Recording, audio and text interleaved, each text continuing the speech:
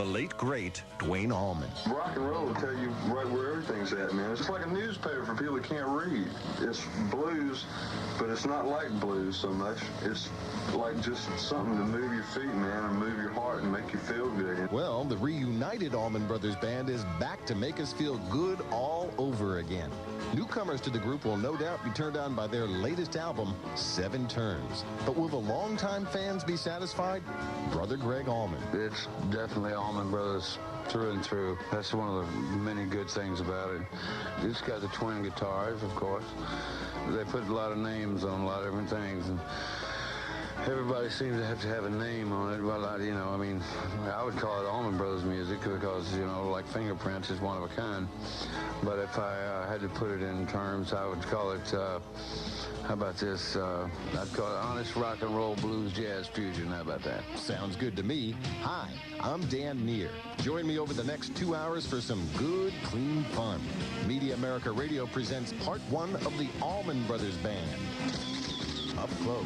Here's Greg. It's been like 9 years since we cut an album. Music had taken a strange turn back then. It was kind of like popish, disco-ish, canned instruments, and stuff like that, and music like ours and Southern rock, what have you, pretty much died out for that whole decade. And now with the resurgence of with the coming of classic rock stations, it all is kind of opened back up now, and we got together and played the volunteer jam that Charlie Daniels sang, and the old flair was still there, and then Dickie wound up on CBS, and they said, well, what about the Allman Brothers record? So we thought about it and talked about it and got together and played, and we got some new people in the band, Warren Haynes, who came from Dickie's band, and Johnny Neal, who came from the Greg Allman band, and Alan Woody, who we auditioned a bunch of bass players, and he showed up and did very well.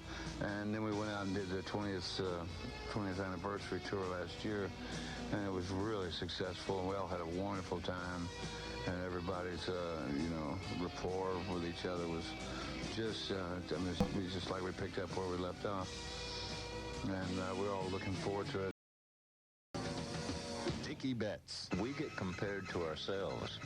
We don't get compared to the Rolling Stones or the Grateful Dead or Little Feat, is what I'm trying to, I wish we would get compared more to those groups, but we get compared to the Allman Brothers Band as it was before Barry Oakley and Duane Allman was killed, which is a hard act to follow, really, and this album, I think, truly is a generation from that period of time, taking everything that we learned during that period and carrying it on. Comparison is a good thing, man.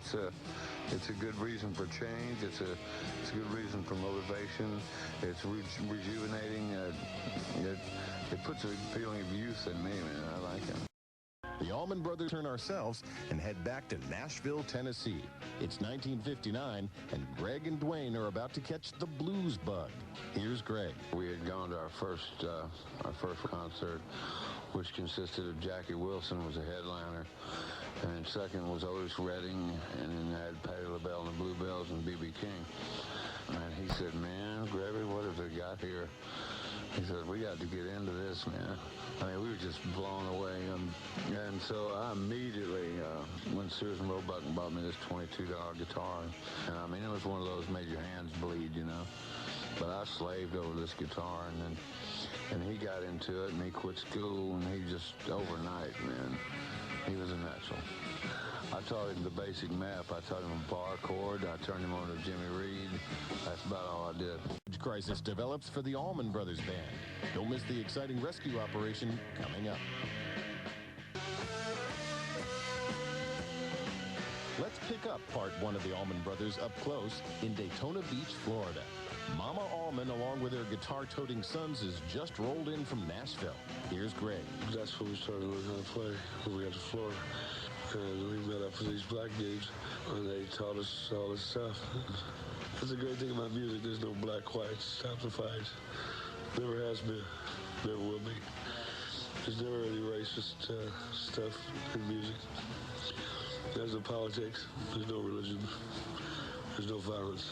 I love it. Duane Allman. A lot of different forms of communication, but that's one of the absolutely the purest one, man. You can't hurt anybody with music, you know. You can't offend anybody. You can maybe offend somebody with songs and words, but you can't offend anybody with music. It's just all good, you know. There's nothing at all that could ever be bad about music, about playing it. It's a wonderful thing, man. In the years following their move to Florida, Greg and Duane played in various bands throughout the South. By the mid-'60s, they found themselves in Los Angeles with a new band, Hourglass, and a record contract. But the contract turned sour, and the band headed for home without Greg.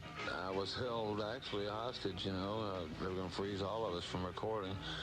And, of course, you know, we were all pretty young and naive.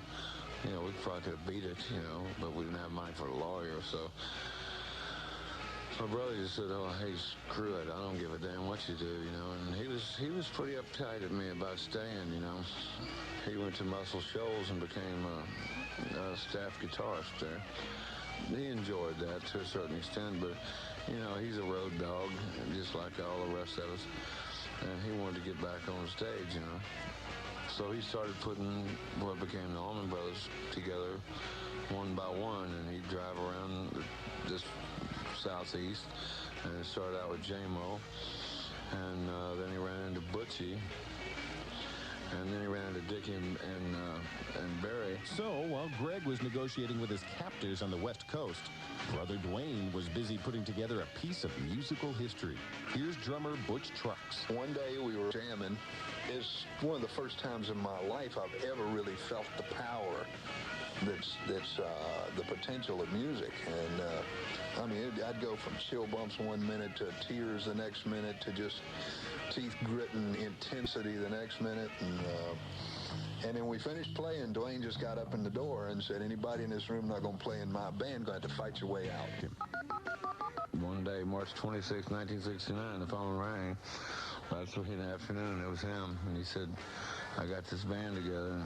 And I said, well, what's it like? And he said, well, I got 2 full sets of drums, and I thought, God, he's gone off the deep end now.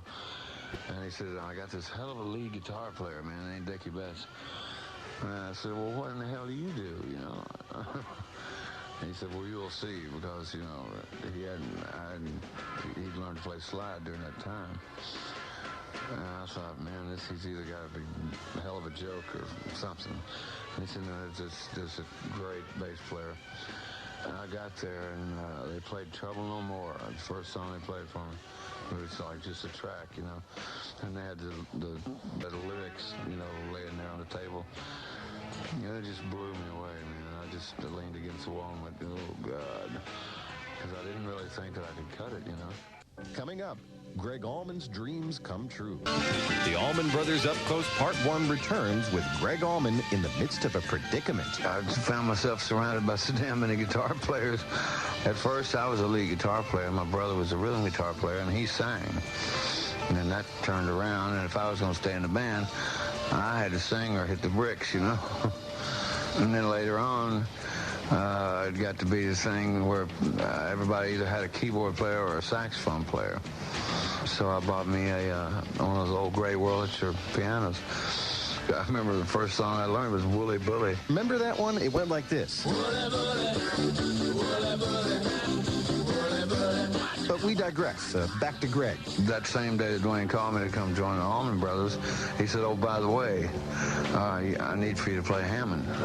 And he said, you come on here and I'll buy you a B3.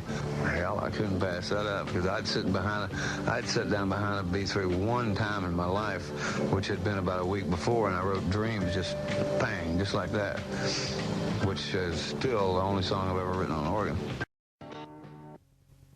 Wild South took its name from their Macon, Georgia headquarters. Vast estate, according to Greg. It was about a 5-acre place with a lake on it, and this old shack, which finally fell in the lake. But it was like a real deal, and like in town, we couldn't find any place to rehearse without the neighbors bitching about it, you know, we got evicted. So we'd go out there every morning and we'd set our stuff up by the lake and run the power. I think the utility bill was more than the rent usually. And we wrote Midnight Rider out there, and Don't Keep Me Wondering. We sat out there by the lake until the mosquitoes got too bad. Along with the Allman Brothers music came the term Southern rock. Here's Dickie Betts. It's convenient to say Southern rock because a lot of music has come out of the South, but there's a particular way that the Allman Brothers Band and the groups, you know, our brother groups play that is distinguishable from a group from New York or L.A. or San Francisco. And see, you know, I don't like labels either. I don't like to be put in a pigeonhole, but at the same time, Southern rock does just say exactly what you're talking about a certain group. From those days at Idlewild South, the Allman Brothers Band found themselves with a huge repertoire of music, but nowhere to play it. Here's Butch Trucks. There was one little club in town in Macon. We played one gig there, and I think made $32.50, and bought 2 cases of Ripple and had a party that night. And the next week, we just decided we got to go play somewhere. And so we just loaded up our gear and went up to Atlanta, went to Piedmont Park, and found this place that looked good and flat with some stairs there, and just set up, didn't ask anybody, and found some electricity and plugged in and started playing. And within a couple hours, we had 500-600 people standing around there, and it was magic. It evolved into the next week we showed up, and there was a couple more bands there. And then the next week we showed up, and there was somebody brought out a flatbed trailer so we could set up on a stage and a generator. And within a month, we were having 10,000 people show up for this every Sunday jam. 8 or 10 bands show up. And it was just magic. Duane Allman. That's why playing the park's such a good thing. Because, man, you know, people don't even expect you to be there, you know. And if you're there, that's groovy, you know. If you're just there to watch. And if you're there to play, you know, that's really groovy. And so, like, playing in the park's, you know, a really nice thing. It's about the nicest, you know, way you can play. Those come from jams. And one such jam flourished into Hotlanta. Here's Greg and Dickie. It's mostly solos, you know, and like I had the initial lick to it, you know. It was at a rehearsal. We started jamming on it, and the melody came up, and Butch and J-Mo, you know, offered quite a lot to that particular. Everybody put The person wrote it, and the whole band. You're listening to Up Close, and it ain't over yet. Put your hands together for this. The Allman Brothers Band built their following on the strength of their outstanding live performances. From a 1970 interview, here's Duane. Some nights are really good and some nights ain't too hot, you know, but it's the naturalness of spur of the moment type of thing that is what I consider the valuable asset about us. We play live, man. In making records, you can't just do it over and over and over, you know, if somebody makes a mistake. And plus the pressure of the machines and stuff in the studio, you know, makes you kind of nervous and everything. So a live album, I'm sure, would probably be the best thing. How prophetic those words were. In 1971, they recorded the phenomenal Allman Brothers Band at Fillmore East. Here's the Allman Brothers' Butch Trucks. Night at the Fillmore. I mean, to me, that's the epitome of what this is all about. It was the night where everything worked. It was religious. We finished playing, and there was no applause. You know, nobody had left. Everybody's sitting there with a smile on their face. New York audience, not one, nothing. They opened the doors, the sun came in, and everybody, New York audience, got up and quietly walked out. Nobody talked. And I remember Duane walking in front of me, dragging his guitar, just saying, damn, it's like leaving church. And I was sitting there just stunned, you know. And it's a place, I think, any musician, if they're lucky, they can get there once in a lifetime. A night like that, where everything is right there, you know. And that's still the high point to me, that particular night. Here's Dickie Betts. In memory of Elizabeth Reed was the inscription on a tombstone, and I didn't know what to call the piece of music, and I thought that'd be appropriate. More Allman Brothers Up Close Part 1 after this.